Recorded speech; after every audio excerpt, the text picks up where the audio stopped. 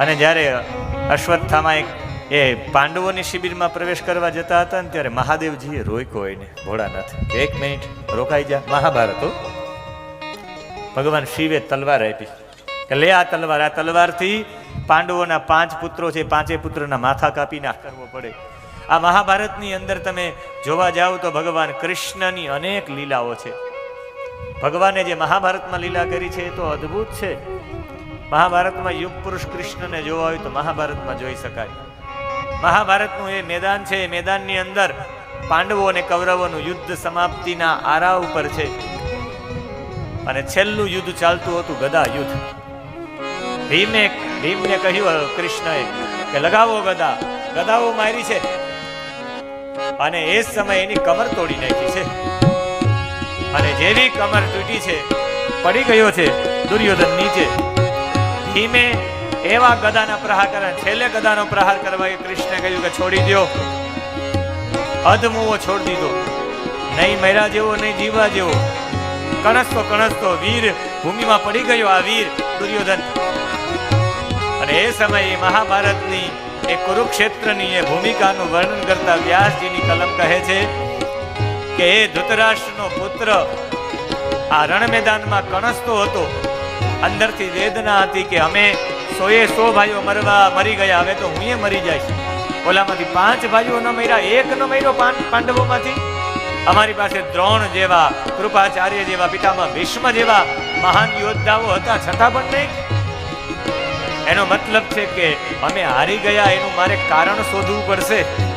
મહાભારતના યુદ્ધમાં પડી ગયેલો દુર્યોધન મનોમંથન કરે છે, અમે શા માટે હારી ગયા? અક્ષોહિણી સેનામાં પણ અમારો માપ વધારે, અમારી પાસે યોદ્ધાઓ પણ એટલા, પણ અમારું હારવાનું કારણ શું? અને એ વિચાર કરતો તો ત્યાં જ અશ્વત્થામા પહોંચી ગયું. અશ્વત્થામાએ કહ્યું કે મિત્ર, તું જે વિચારે છે હું સમજી શકું છું. હારવાનું કારણ વિચારે છે ને, એનું કારણ એક જ, તે સેનાપતિ મને ન બનાવ્યો. મને સેનાપતિ બનાવ્યો હોત તો યુદ્ધમાં વિજય આપણો નિશ્ચિત હોત. કારણ કે મને તો જન્મતાની સાથે જ વરદાન છે કે હું અજર ને અમર છું, એટલે હું મરે તો નહીં જ. તારે કદાચ ને મને ન બનાવ્યો તો કૃપાચાર્યને બનાવ્યા હોય તો એ પણ ચિરંજીવી છે, હું પણ ચિરંજીવી છું. તે ભૂલ કરી છે, તે એવા વ્યક્તિને સેનાપતિ બનાવ્યા કે જે સેનાપતિને લાયક ન હતા. તેને સેનાપતિ બનાવ્યા, મને બનાવ્યા હોત તો. અને એ આ બંને વચ્ચે વાત થઈ ત્યારે કહ્યું કે હવે કાંઈ વાંધો નહીં, તને અફસોસ થાય છે ને? કે મને એક જ વાતનો અફસોસ છે, મેં 5માંથી 1ને ન મારી શક્યા, એકાદો મરી ગયો હોત તો. ત્યારે અશ્વત્થામાએ કહ્યું મને પણ સૌથી મોટો અફસોસ છે, મારા પિતાજી એટલે આર્યાવર્તમાં એની સામે કોઈ ધનુર્વિદ્યામાં આવી ન શકે. મારા પિતાજી હથિયાર વિનાના હતા. અશ્વત્થામા હતઃ બોલાવડે ને હથિયાર મુકાવી દીધું. આપણે એમ થાય કે અશ્વત્થામા મરાણો છે ને, એના પિતાજીને તો ખબર હતી કે મારો દીકરો ચિરંજીવી છે, તો એ હથિયાર શા માટે મૂકી દીધા? એનો મતલબ એ હતો કે અશ્વત્થામા હતઃ બોલાવડાયું, આને જન્મતાની સાથે મહાદેવજી પાસે વરદાન માગેલું હતું. બહુ સાધના કરી દ્રોણાચાર્ય મહાદેવજીની. મહાદેવજી પ્રસન્ન થઈને કહ્યું કે બોલ માગ, શું જોઈએ? કે બસ ભગવાન પુત્ર જોઈએ. ભગવાને કહ્યું કે જો ઓછી બુદ્ધિનો અને જેવો તેવો પુત્ર જોતો હોય, અધમ કામ કરનારો, તો ચિરંજીવી રહેશે. અને જો સારા સત્કાર્ય કરનારો દીકરો જોઈએ તો અલ્પ આયુષ્યવાળો રહેશે. આને કહ્યું કે લાંબા આયુષ્યનો જ માગી લઉં, દીકરાને તો હું સુધાર નાખી, અધમ કર્મ કરવા જ નહીં દઉં. આને કહ્યું ચિરંજીવી પુત્ર આપો. એનો મતલબ ચિરંજીવી પુત્ર શંકરના વરદાન દ્વારા મળેલો હતો. તો એ એમ બોલે અશ્વત્થામા હતઃ, આ કૃષ્ણનું પરાક્રમ છે. કૃષ્ણએ એવા વ્યક્તિ પાસે બોલાવડાવ્યું કે કોઈને પણ માનવું જ પડે. યુધિષ્ઠિર જેવો મહાપુરુષ રણ મેદાન વચ્ચે બોલે કે અશ્વત્થામા હતઃ એટલે કોઈને પણ માનવું પડે. જે જીવન પર્યંત કોઈ દિવસ જૂઠું જ નથી બોલ્યા. ભગવાન કૃષ્ણની સામે તર્ક કર્યો તો યુધિષ્ઠિરે કે નહીં, હું નહીં બોલું. ભગવાન કે કેમ નહીં બોલો? સત્ય તમે કોને કહો છો? સાચું બોલવું એને સત્ય કહો છો? નહીં, જેમાં સમાજનું આખી સમષ્ટિનું, આખા સમાજનું જેમાં હિત હોય ને એ બોલવામાં આવે, જૂઠું બોલવામાં આવે તો એ સત્ય છે. ખાલી બોલવામાં જૂઠું એમ નહીં, જેનાથી આખા સમાજનું કલ્યાણ થાય એને ધર્મ કહેવાય. સત્ય એને કહેવાય જેમાં બધાનું હિત છુપાયેલું છે, એ સત્ય છે. તમે એવું સત્ય પકડી રાખો જેમાં લોકોનું અહિત થાય, એને સત્ય વાણીથી સત્ય નહીં. તમારે તો અશ્વત્થામા હતઃ જ બોલવાનું છે. તમારે ક્યાં કહેવાનું છે અશ્વત્થામા નામનો હાથી મરાણો છે કે અશ્વત્થામા નામનો વ્યક્તિ મરાણો છે? પણ તમારે દ્રોણાચાર્યની સામે જોઈને ઊંચા અવાજે કહેવાનું છે અશ્વત્થામા હતઃ. અને જ્યારે અશ્વત્થામા હતઃ એને સંભળાશે કે યુધિષ્ઠિર જેવો વ્યક્તિ બોલાણો, કદાચ મારો દીકરો નહીં હોય ને, આનો મતલબ સંપૂર્ણ ભગવાનમાં વિશ્વાસ ન હતો, મહાદેવજીના વચનમાં પણ વિશ્વાસ નહોતો. ક્યારેક ક્યારેક આપણે મહાપુરુષોના વાક્યોની અંદર પણ અવિશ્વાસ ઊભો થાય. ક્યારેક ક્યારેક આપણે મોટા પુરુષોના વચનોમાં પણ અવિશ્વાસ ઊભો કરીએ, કોઈનું માનીએ જ નહીં ને. આપણી બુદ્ધિ જેટલી તર્કશાળી છે કે એક વખત સામે કદાચ પરમાત્મા આવીને કહી દે તો આપણે વિશ્વાસ કરીએ જ નહીં એમ. એનો મતલબ એનો સંપૂર્ણ પુરાવો છે દ્રોણાચાર્ય. દ્રોણાચાર્યને શંકરના વચનમાં પણ થોડીક દ્વિધા લાગી. એનો મતલબ શંકરના વચન કરતા પણ દુર્યોધનનું વચન શ્રેષ્ઠ હશે. લોકો દુર્યોધન ઉપર વધારે ટ્રસ્ટ કરતા, યુધિષ્ઠિર ઉપર વધારે ટ્રસ્ટ કરતા હશે કે યુધિષ્ઠિર ખોટું બોલે જ નહીં. કદાચ મહાદેવનું વાક્ય ખોટું નહીં હોય ને, મારો દીકરો કદાચ મરી ગયો હશે તો એક એ રીતે પણ એને હથિયાર મૂકી દે. બીજું કે મહાદેવે વચન આપ્યું ને મારો પુત્ર મરાઈ ગયો, હે મહાદેવ જો તારું વચન હોય ને મારો પુત્ર મરાતો હોય તો મારે આ યુદ્ધ નથી કરવું, એમ હથિયાર મૂકી દીધા એને. એનું બીજું કારણ હથિયાર મૂકવાનું. દ્રોણાચાર્ય હથિયાર મૂક્યા એનું ત્રીજું કારણ એ છે કે જ્યારે અશ્વત્થામા જેવો દીકરો જો મરાઈ ગયો હોય, મારો પુત્ર જેને ચિરંજીવીનું વરદાન છે એ જો મરાઈ ગયો હોય તો પાંડવો જીતી ગયા ને આપણે અમે હારેલા છે, એટલે હથિયાર અમે નીચે મૂકી દઈએ. હું સિલિન્ડર કરું છું, એમ હું શરણાગત, હું સમર્પિત થઈ જાઉં છું. કારણ કે હવે જો ચિરંજીવીનું વરદાન આપનાર મહાદેવનું વરદાન પણ જો ફેલ જતું હોય ને પાંડવો દ્વારા જો અશ્વત્થામા હણાઈ ગયો હોય તો હવે હું મારી હાર નિશ્ચિત છે, અમારા બધાની હાર, હું પોતે મારા હથિયાર નીચે મૂકી દઉં છું. એટલે હથિયાર મૂકી દીધા હતા. અને એ સમયે કૃષ્ણએ આ બરાબર મોકાનો ફાયદો લીધો. ભગવાને ઈશારો કર્યો કે અત્યારે હે દૃષ્ટદ્યુમ્ન માથું કાપી નાખ. તલવાર લઈને જોરદારનું મસ્તક હતું, એ મસ્તક કાપી નાખ્યું. આ દૃષ્ટદ્યુમ્ન હતો, એ દૃષ્ટદ્યુમ્ન હતો એ દ્રુપદનો દીકરો હતો, યજ્ઞમાંથી ઉત્પન્ન થયેલો હતો. એક યાજ્ઞસેની, એક દ્રૌપદી, એક આખું આ યુદ્ધ હતું એ વાસ્તવિકમાં જોવા જાય તો દ્રુપદ રાજાની વચ્ચે ને દ્રોણાચાર્યની વચ્ચે જ હતું. પાંડવો ને કૌરવો તો નિમિત્ત હતા. આ બંનેની વચ્ચે ક્યારનો દ્વંદ્વ ચાલતો હતો. ક્યારેક દુર્યોધન ના સૈનિકોને બધાને લઈને ક્યારેક દ્રુપદને હરાવી દી દ્રોણાચાર્ય, ક્યારેક દ્રુપદ ધારે કે દ્રોણાચાર્યને હરાવવા છે. એટલે મસ્તક કાપી નાખ્યું ને હાહાકાર થઈ ગયો. આજ બોલ્યા હતા યુધિષ્ઠિર છેલ્લે, નરોવા કુંજરોવા, હથિયાર છૂટું ગયા તો મસ્તક કપાઈ ગયું હતું. અને મારા પિતાજીનો પણ મારે બદલો લેવો છે. હથિયાર વિના મારા પિતાજીને માર્યા, હું પણ હથિયાર વિના જ મારીશ. મારે અત્યારે જઈને દૃષ્ટદ્યુમ્નનું મસ્તક કાપવું છે. મારા પિતાજીનું મસ્તક કાપ્યું, મારે એને એમને મારવો છે. અને મિત્ર એની સાથે સાથે હું પાંડવોની શિબિરમાં જાઉં છું, મારે આમે દૃષ્ટદ્યુમ્નને મારવો છે, એની સાથે પાંડવોને પણ મસ્તક લઈને આવીશ તારી આત્માને શાંતિ પહોંચાડવા માટે. ગયા છે અશ્વત્થામા ગયા છે ને સૌથી પહેલા એ દૃષ્ટદ્યુમ્નના શિબિરની અંદર ગયા. એ સમયે આ દૃષ્ટદ્યુમ્ન સૂતો હતો અને પગ બેવડો વાળીને એને પલંગ ઉપર કૂદકો માર્યો, સીધો ગળા ઉપર. સીધી લોહીની ઉલટીઓ થઈ ગઈ છે. હજી ઊભો થવા જાય કે તો જોરદારનો પછાડ્યો એને. પછાડ્યું સાથે પગ બેવડો વાળીને પાછો ગળામાં છાતીમાં એવી મુષ્ટિકાઓ મારી. એ દૃષ્ટદ્યુમ્નને કહ્યું તે મારા પિતાજીને હથિયાર વિના માર્યા, હું પણ તને હથિયાર વિના મારું છું. ઉત્તમોજ આવ્યા, એને પગ નીચે દબાવી દીધો. એના પછી યુધામન્યુ દોડતા દોડતા આવ્યા, જેમ ધોબી કપડા ધોવે એમ યુધામન્યુને પછાડીને માર્યો. આ એ જ ઉત્તમોજા અને યુધામન્યુ છે. અર્જુનના પૈડાની રક્ષા કરતા હતા. એક બાજુના પૈડામાં ઉત્તમોજા, એક બાજુના પૈડામાં યુધામન્યુ. આ બે એના પૈડાની રક્ષા કરતા હતા. અને આ પૈડાની રક્ષા કરતા હતા, અર્જુનની રક્ષાના રથની રક્ષા કરનારા એને પણ મારી નાખ્યા. અને જ્યારે એ પાંડવોની શિબિરમાં પ્રવેશ કરવા જતા હતા ને ત્યારે મહાદેવજીએ રોક્યો એને, ભોળાનાથ, એક મિનિટ રોકાઈ જા. મહાભારત ભગવાન શિવે તલવાર આપી કે લે આ તલવારથી પાંડવોના 5 પુત્રો છે, 5 પુત્રના માથા કાપી નાખ. ભગવાન કૃષ્ણ પાંડવોને, દ્રૌપદીને, કુંતીજીને લઈ ગયા હતા ગંગાજીના કિનારે કે ચાલો વિજય ઉત્સવ મનાવીએ. એ બધા જતા રહ્યા હતા. અહીં 5 દીકરાઓ હતા. એ 5 દીકરાઓને સુવડાવ્યા હતા.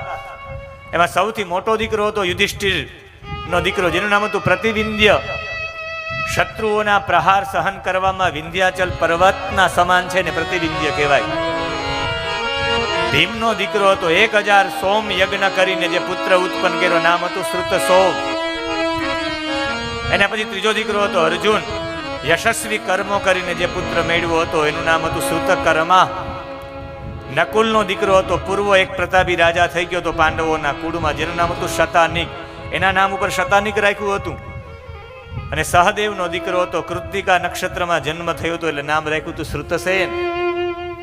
આ પાંચેય દીકરાઓને પાંડવોના સ્થાન ઉપર સુવડાવ્યા અને અશ્વત્થામાં તલવાર લઈને ગયો, શિવજીની તલવાર લઈને. 5 દીકરાઓ પાંડવોના પુત્રો હતા, પાંચેયના મસ્તક કાપી નાખ્યા. પ્રતિવિંધ્ય, શ્રુતસોમ, શ્રુતકર્મા, શતાનિક અને શ્રુતસેન, પાંચેયના મસ્તકો કાપી નાખ્યા. આપણે એમ થાય કે મહાદેવજીએ શા માટે તલવાર આપી? આ પાંચેય દીકરા બીજા કોઈ નહીં, વિશ્વરૂપ છે. અને આ વિશ્વરૂપ એટલે 5 શિવજીના ગણ છે.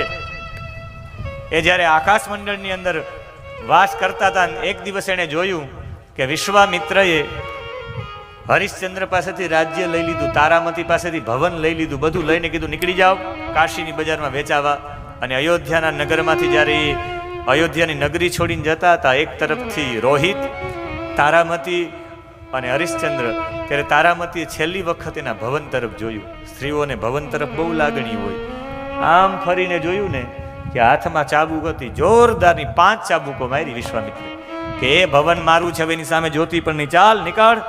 ત્યારે ઉપરથી બધા બોલ્યા કે આ અબડાને મારે છે, આ ઋષિ નહીં, આ રાક્ષસ છે. અને વિશ્વામિત્ર સાંભળી ગયા કે ઉપર રહીને દેવતાઓ હોવા છતાં પણ તમે કર્મ મનુષ્ય જેવું કરો છો, મનુષ્ય જેવી બધાની ચાપલુસી કરો છો, મનુષ્યની જેમ બધાની સાથે તમે આ કોઈની આના આડાવડી વાતો કરો છો, કોઈની નિંદા કરો છો. જાઓ હું પાંચેયને શ્રાપ આપું, પાંચેય મનુષ્ય અવતારમાં તમારે મનુષ્ય અવતાર લેવો પડે. દેવતાઓ હાથ જોડવા માંડ્યા મહાદેવજી કે મહાદેવજી અમે તમારા ગણો છીએ, અમારે મનુષ્ય બનીને જવું પડશે દુઃખ ભોગવવા. ભગવાન કે જવું પડશે, જાઓ તમે, પણ ચિંતા ન કરો, તમે 5 પાંડવોને ઘરે જન્મ લેશો, તમારી નાની ઉંમર હશે, તમારા વિવાહ નહીં થાય, તમારો કોઈ સાથે વિવાદ નહીં થાય, ત્યાં હું પોતે આવી અને તમારા 5નો ઉદ્ધાર કરી નાખીશ. એટલે આ 5 દીકરાના ઉદ્ધાર કરવા માટે મહાદેવજીએ તલવાર આપી. અને એ અશ્વત્થામા, એટલા એ સમયે અશ્વત્થામાની મહાદેવનું સ્વરૂપ બની ગયું હતું. શિવ પુરાણમાં શિવજીના 32 અવતારોમાં એક અવતાર અશ્વત્થામાનો અવતાર પણ છે. આ શિવજીનો અવતાર છે અશ્વત્થામા. અશ્વત્થામાએ આવી અને મસ્તક કપાવી નાખાય, 5 વિશ્વરૂપોની મુક્તિ થઈ ગઈ. એ મુક્તિ થઈ ગઈ ને અશ્વત્થામા જતા રહ્યા.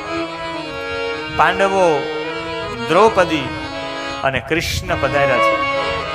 શિબિરને તૂટેલી જોઈ દ્રૌપદી અંદર ગયા છે, ક્યાં દ્રૌપદીએ એક 5 ધડ વિના, મસ્તક વિનાના ધડને જોયા. એના પગ પકડીને દ્રૌપદી રહ્યા છે. માતા શિશુના નિધનમ સુતાના નિશમ્ય ઘોરમ પરિતપ્યમાના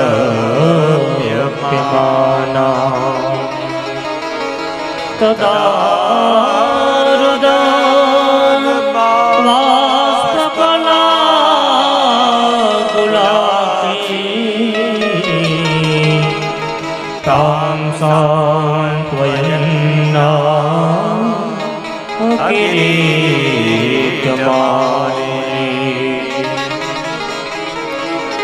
આંખોમાંથી આંસુ પડી ગયા. આહા, હે કિરીટમાલી, હે કૃષ્ણ, તું મારી સામે એકવાર તો જો. મારા દીકરાઓ સૂતા હતા ને કોઈ ધડ મૂકી અને મસ્તક કાપી ગયા છે. આ રક્ત રંજીક આખી પથારી તો જો. અને એવી કોણ માં હોય કે જે દીકરાના મસ્તકો કાપેલા ધડને જોઈ શકે? આ ક્રંદ સાથે રડ્યા છે દ્રૌપદીની આંખમાંથી સતત આંસુ વહેવા માંડ્યા છે. રાડો ચીસો પાડી પાડીને કહે, હે કૃષ્ણ, મારા દીકરાઓનો શું વાંક હતો?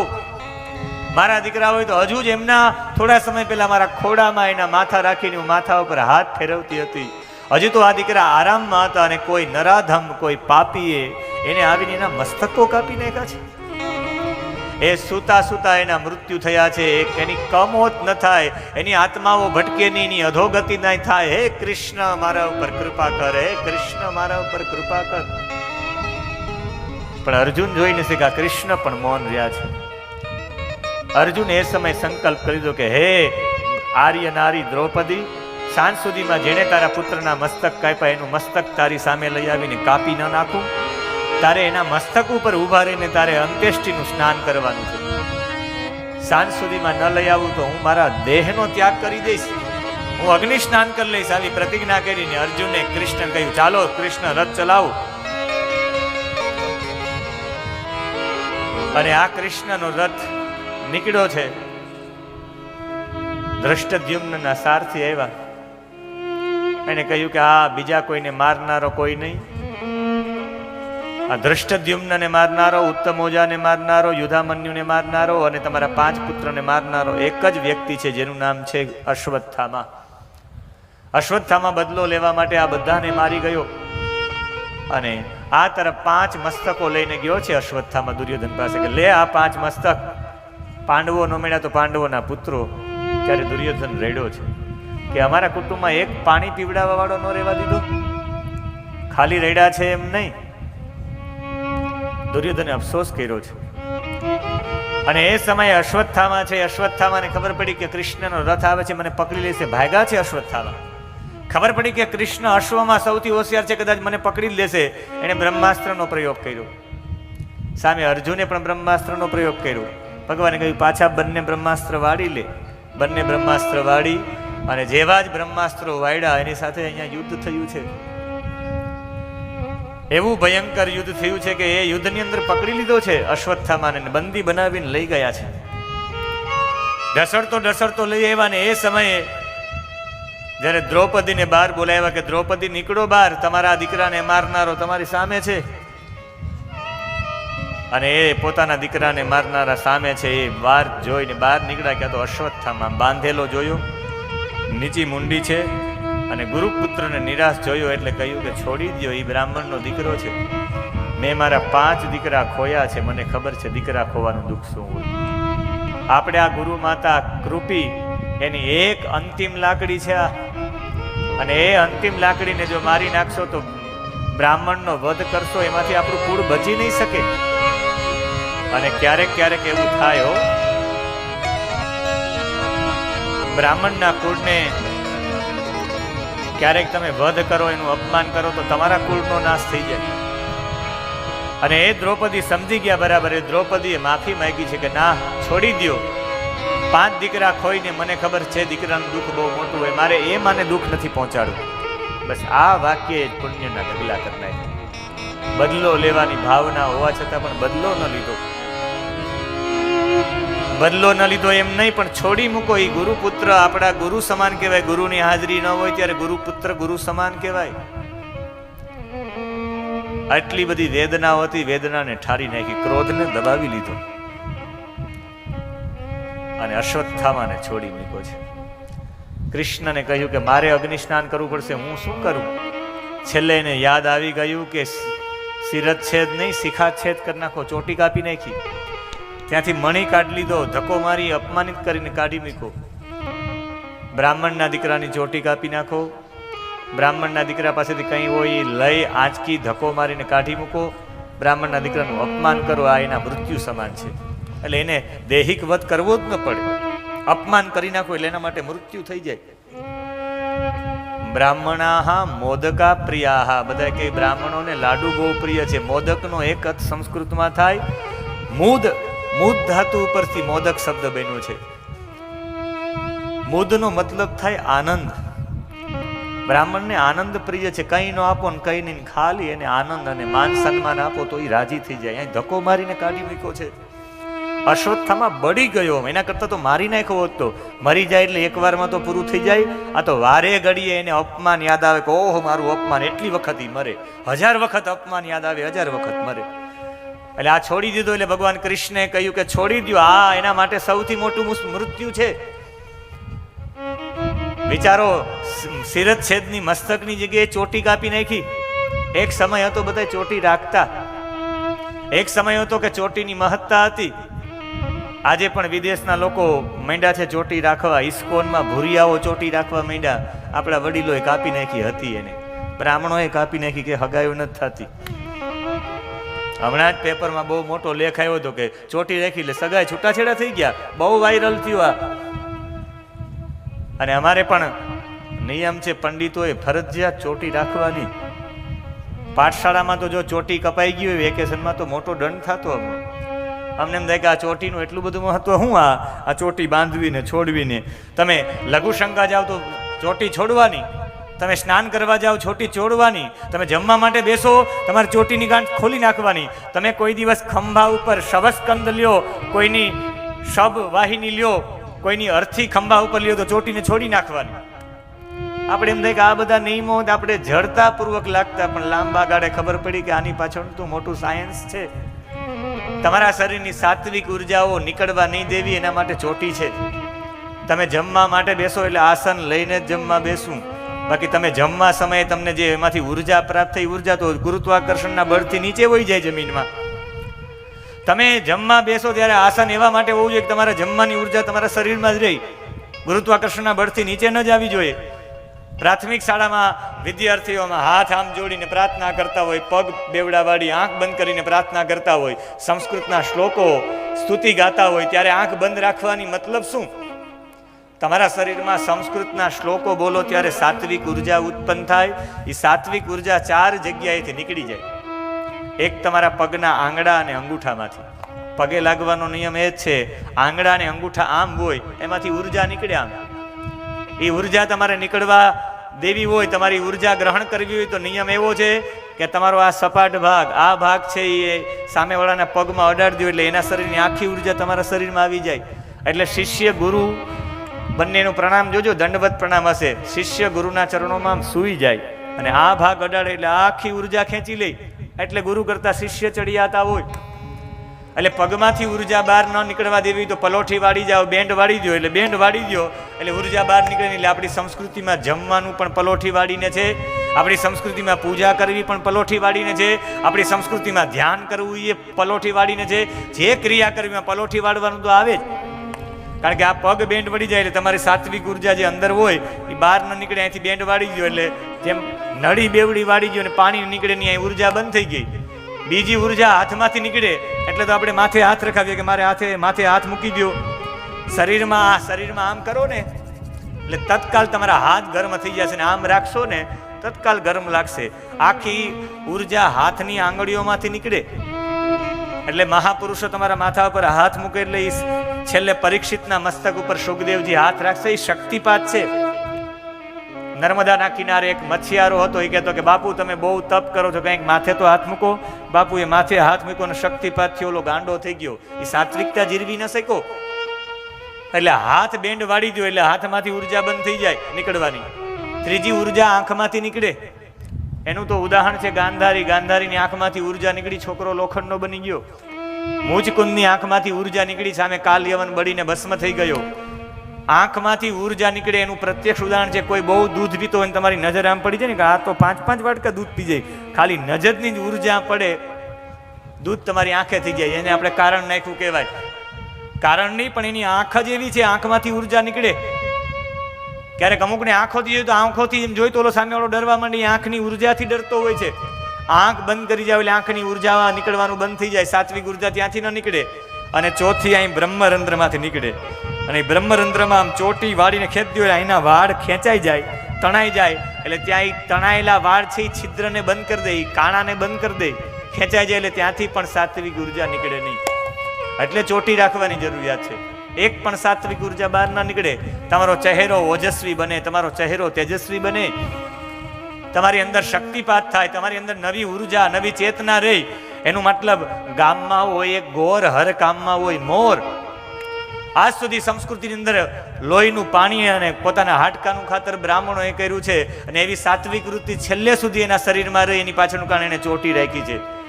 આપણા વડીલોએ પણ બહુ છેલ્લા સમય સુધી કામ કર્યું, એને ચોટી રાખી છે. આ ચોટી રાખવાનું કારણ ઉર્જા ન નીકળે એનું કારણ છે. આ 4 જગ્યાએથી ઉર્જા નીકળે. અને જમવા સમયે ખોટી ઉર્જા તમારા શરીરમાંથી બહાર કાઢવી હોય એટલે જમવા સમયે ચોટી ખોલ નાખવાની. સ્નાન કરો ત્યારે ખોટી ઉર્જા તમારા શરીરમાંથી બહાર નીકળે એટલે ચોટી ખોલ નાખવાની. તમે શબવાહિનીને ખંભા ઉપર લ્યો ત્યારે તમારા શરીરમાં નેગેટિવ ઉર્જા ઉત્પન્ન થાય, એ ચોટી ખોલ નાખો એટલે બહાર નીકળી જાય. તમે મળમૂત્રનો ત્યાગ કરવા જાઓ ત્યારે એક પ્રકારનો વાયુ નીકળે, એ વાયુ અહીંયાથી ચોટીના ભાગમાંથી ઉર્ધ્વ દિશામાં નીકળી જાય એટલે ચોટી ખોલવાની રહે. આ ચોટી ખોલવાના નિયમો બતાવ્યા છે. 6 જગ્યાએ ચોટી ખોલવાની રહે. આ શરીરમાં સાત્વિક ઉર્જા ને અકબંધ રાખવાની અને નેગેટિવ ઉર્જાને બહાર કાઢવાની પદ્ધતિ, આ બ્રહ્મરંધ્ર, આ 4 ભાગ છે. એટલે ચોટી કાપી નાખતા, એટલે એનો મતલબ સાત્વિકતા બધી લઈ લીધી. હવે જેટલા પૂજા પાઠ જે કંઈ કરે અશ્વત્થામા, એની સાત્વિકતા ત્યાંથી નીકળી જાય, રહી જ નહીં એની અંદર. બ્રહ્મરંધ્ર ખુલ્લું છે એટલે અહીં અશ્વત્થામાની ચોટી કાપ નાખી, અપમાન કરીને ધક્કો મારીને કાઢી મૂક્યો. અને ધક્કો મારીને કાઢી મૂક્યો અને પછી તો અશ્વત્થામાને બહુ દુઃખ લાગ્યું છે કે ઓહો, મારું અપમાન કર્યું આવી રીતે. અને હવે ભગવાન કૃષ્ણ વિચારે છે કે બધા લોકોને તર્પણ કરવા લઈ જાઓ. ભગવાન કૃષ્ણ બધાને તર્પણ કરવા લઈ ગયા ધૌમ્ય ઋષિના આશ્રમમાં. 3 અશ્વમેધ યાગ કરાવ્યા છે યુધિષ્ઠિર પાસે. અને હવે 3 અશ્વમેધ યાગ કરીને ગાદી પર બેસાડીને કહ્યું કે એક યોગ્ય વ્યક્તિ ગાદી ઉપર બેસવો જોઈએ. એ છે કૃષ્ણ. કૃષ્ણએ યોગ્ય વ્યક્તિને ગાદી ઉપર બેસાડ્યા છે. કૃષ્ણએ વિચાર્યું કે દુર્યોધન જેવો 12 વર્ષ, ખાલી આ 13 વર્ષ સુધી પાંડવોનો વનવાસ હતો, 12 વર્ષનો વનવાસ ને 1 વર્ષનો અજ્ઞાતવાસ. એ દરમિયાન તો પાંડવો પાછા આવે ને બધા એને ભૂલી જવા જોઈએ. દુર્યોધને આખી ગેમ રેમી, આખી યુક્તિ કરી કે પાછા આવે તો બધા ભૂલી જ જવા જોઈએ. છૂટછાટ આપી દો બધા લોકોને, મન ફાવે એમ કરે, કોઈ પાસેથી કર લેવાનો નહીં. બધાને છૂટ, દારૂ પીવો હોય છૂટ આપી દો, જેને જેવો વ્યભિચાર કરવો હોય છૂટ, કોઈને દંડ નહીં. બધાને રાજી કરો, મફતની વસ્તુઓ આપો. એટલી બધી સહાયો, એટલી બધી ભેટો, એટલી બધી યોજનાઓ, બધાના કર માફ, આ તે એટલું બધું આપી દીધું કે લોકોને ઘરે પડ્યા આનંદ આવવા માંડી ગયો કે આપણે કંઈ કરવાની જરૂર નથી. આ જેટલા કાચી પાત્રી થાય ને દુર્યોધનના સમયવાળા છે, એમાં છૂટ આપી દી, હજી ખાય રાખે બધાય. અત્યારે જે બધા જાહેરમાં આમ પીવા વાળા થાય ત્યારે મને એમ થાય કે આ દુર્યોધનના સમયવાળા છે. દુર્યોધનના સમયમાં છૂટ હતી, લઈ પાછા અત્યારે પણ એ જ કરે છે. દુર્યોધનને છૂટછાટ આપીને કૃષ્ણને એમાં દુઃખ થયું. સોનાની નગરી હતી, બધું હતું ને દ્વારિકાના ખૂણામાં બેઠા બેઠા વિચાર કર્યો કે આ 12 વર્ષીય 100 વર્ષે તો પબ્લિક બગડી જશે, નિર્માલ્ય થઈ જશે આખી જનતા. એમ થાય કે બધું મફતમાં મળે છે, બધું એમને ઘરે પહોંચી જતું, ગમે અહીંયા ગમે એવું કરી શકે, કોઈ નિયમ નહીં, કોઈ નહીં. આવી રીતે બધા બગડેલા હતા ને એ સમયે ભગવાને કહ્યું દુર્યોધન 100 વર્ષે તો પૂરું થઈ જશે. ભગવાને ધરારથી યુદ્ધ કરાવ્યું. અર્જુનને ઊભો કર્યો યુદ્ધના મેદાનમાં. યુધિષ્ઠિર તૈયાર નહોતો, યુધિષ્ઠિરને તૈયાર કર્યો. પણ ગાદી ઉપર તો જો આ 100 વર્ષ રહે તો પ્રજા નિર્માલ્ય થઈ જશે. અને યુધિષ્ઠિર જેવો બેસવો જોઈએ, જે એટલો બધો ન્યાયપ્રિય હોય કે એક સમયે 4 ભાઈઓ ગુજરી જાય ને, યક્ષનું પાણી પીવા જાય અને યુધિષ્ઠિર બધા જવાબ આપી દે યક્ષના. યક્ષ રાજી થઈ જાય કે માગો શું જોઈએ, કે મારા ભાઈઓને જીવિત કરો, કે 4 માંથી 1 જીવિત થશે, કોને કરશો બોલો? કે કા નકુલને કરો, કા સહદેવને કરો. કે યુધિષ્ઠિર ભવિષ્યમાં યુદ્ધ કરવાનું થશે, અર્જુન કામ આવશે, ધનુર્ધારી છે, ભીમ કામ આવશે, ગદાધારી છે. કે મારે અર્જુન પણ ન જોઈએ ને ભીમ પણ ન જોઈએ. હું કુંતીનો એક દીકરો બચેલો છે તો એક માદ્રીનો દીકરો પણ બચેલો હોવો જોઈએ. આવો ન્યાય કરવા વાળો છે એ ગાદી ઉપર બેસે તો પબ્લિક જેટલી પણ જનતા છે વ્યવસ્થિત રહી શકે. આવા વ્યક્તિને ગાદી ઉપર બેસાડવા માટે કૃષ્ણએ તમામ નિયમોના પણ ભંગ કર્યા છે. ભગવાને નિયમો તોડ્યા છે. કોઈ પણ હિસે સારો વ્યક્તિ ગાદી ઉપર બેસે અને જગતનું કલ્યાણ થાય, જગતનું કલ્યાણ વિચારે ને એને જગત ગુરુ કહેવાય. એટલે કૃષ્ણ જગત ગુરુ છે. કૃષ્ણમ વંદે જગત ગુરુ એવા માટે કહીએ છીએ આપણે. જગતની વારંવાર જેણે ચિંતા કરી છે. અને અશ્વમેધ યાગ કરાવી યુધિષ્ઠિરને બેસાડીને હવે રજા માગે છે કે હવે હું રજા લઉં. યથા બધે કૌરવ સૃંજયાનામ વિજેસ્વતો વીરગતિંગતેસો ઋગોદરાવે જગદાવિમર્શમ ભગ્નોરુદંડે ધૃતરાષ્ટ્રપુત્રે ભગ્નોરુદંડે ધૃતરાષ્ટ્રપુત્રે.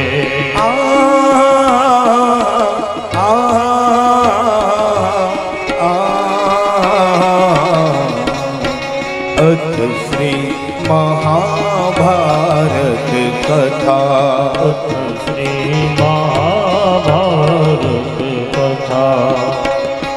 वो कथा है पुरुषार्थ के, ये स्वार्थ के परमार्थ के. कथा है पुरुषार्थ की, ये स्वार्थ की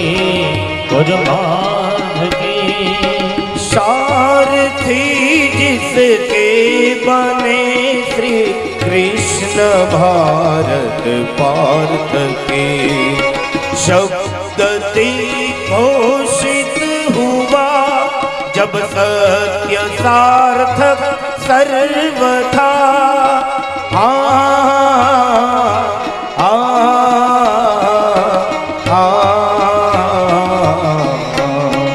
अथ श्री महाभारत कथा अथ श्री महाभारत कथा मन मुश्किल जारे पड़े ત્યારે તને યાદ કરું મને મુશ્કેલી જ્યારે પડે ત્યારે તને યાદ કરું હે પ્રભુ સુખમાં હું વિસરું તને દુઃખમાં હું યાદ કરું હે પ્રભુ સુખમાં હું વિસરું તને દુઃખોમાં હું યાદ હરિ કરું બોલ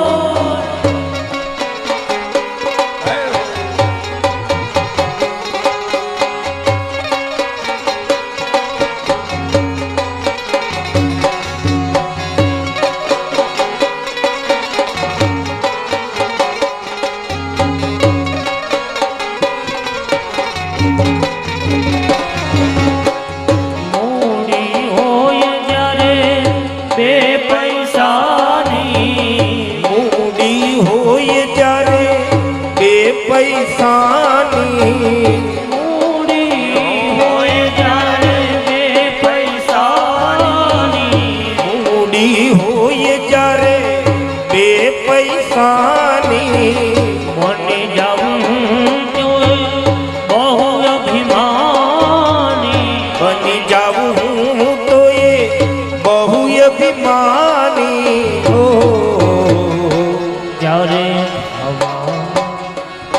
જ્યારે ખાવાના સાસા પડે ત્યારે તને યાદ કરું જ્યારે ખાવાના સાસા પડે ત્યારે તને યાદ કરો હે પ્રભુ સુખમાં હું વિસરું તને દુઃખમાં હું યાદ કરું હે પ્રભુ સુખમાં હું વિસરું તને દુઃખોમાં હું યાદ હરિ કરું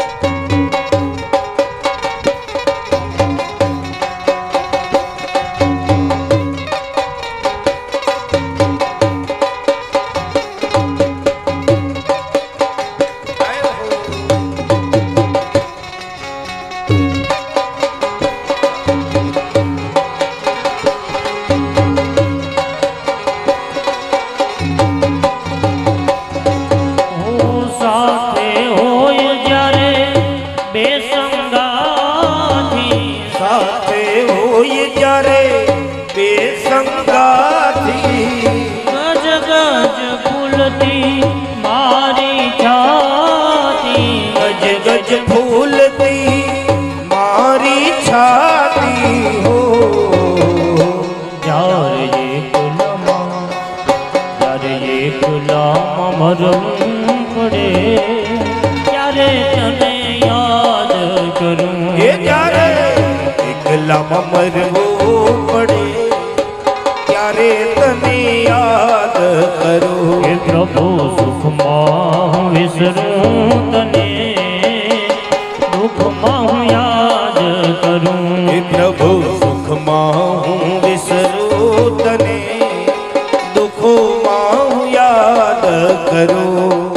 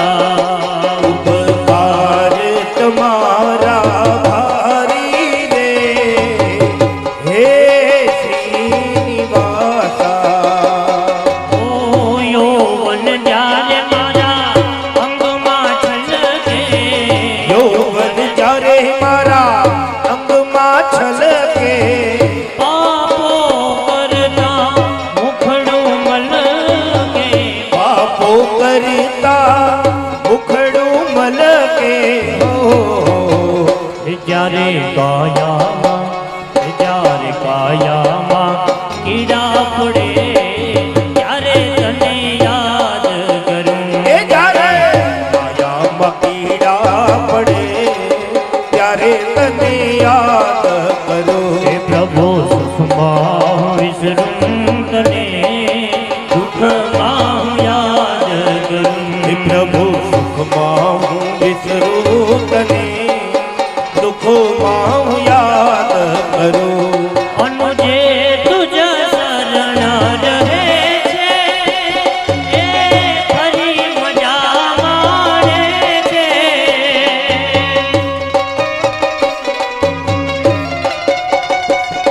અનુજે તુજ શરણ રહે છે એ ફરી મજા માણે છે સાચા સદભાગી કે છે રે હે શ્રીનિવાસા ઉપકાર તમારા ભારી રે હે શ્રીનિવાસા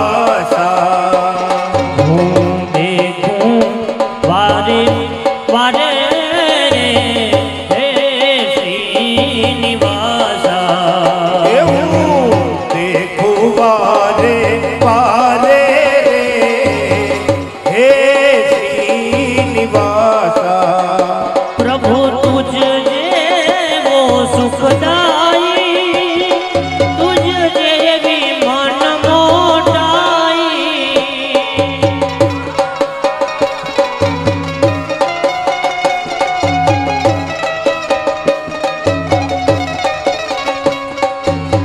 તુજ જેવો સુખદાયી તુજ જેવી મન મોટાઈ નથી ક્યાંય વિશ્વની માહી રે હે શ્રીનિવાસા એવું ઉપકાર તમારા વારી રે હે શ્રીનિવાસા ઓ માત પિતા સુત બાંધવ તારા માત પિતા સુત બાંધવ તારા અંત સમય નહીં કોઈ હોય તારા અંત સમય કોઈ નહીં તારા હો અંત સમય નહીં કોઈ હોય તારા અંત સમય કોઈ નહીં તારા હો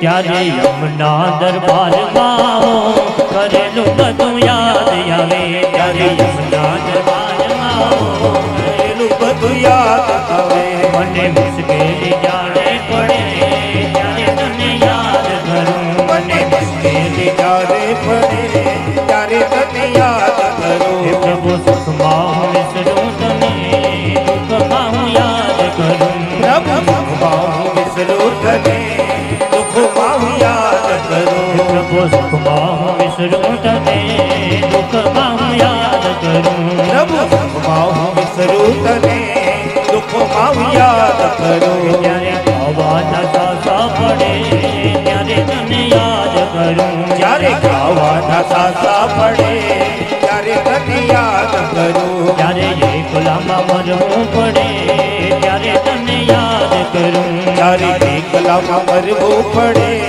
ત્યારે તને યાદ કરું મને મુશ્કેલી જાણે પડે ત્યારે તને યાદ કરું મને મુશ્કેલી જ્યારે પડે ત્યારે તને યાદ કરું મને મુશ્કેલી જાણે પડે ત્યારે તને યાદ કરું મને મુશ્કેલી જ્યારે પડે ત્યારે તને યાદ કરું ત્યારે તને યાદ કરું તારે તને યાદ કરું ત્યારે તને યાદ કરું ત્યારે તને યાદ વિપદ સંતુના સસવા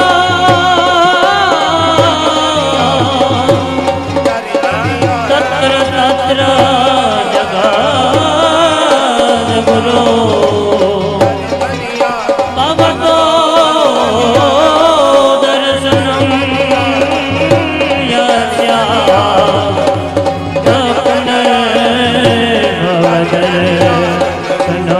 ધણી